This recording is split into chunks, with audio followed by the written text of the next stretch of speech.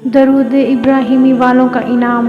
درود ابراہیمی پڑھنا ساری نفلی عبادتوں سے افضل ہے۔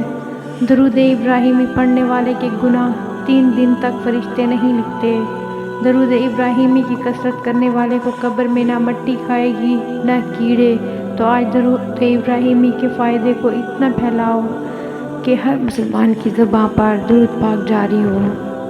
اور مجھے یقین ہے کہ ایک دن اللہ تعالیٰ کو میرا صبر اتنا پسند آئے گا کہ وہ میری ہر دعا قبول کرے گا۔ ان اللہ مع الصابرین، بے شک اللہ تعالیٰ صبر کرنے والوں کے ساتھ ہے۔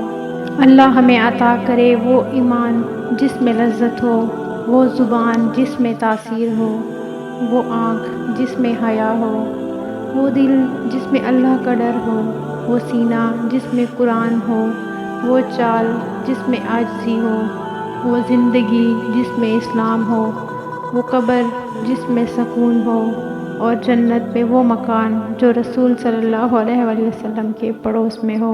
آمین۔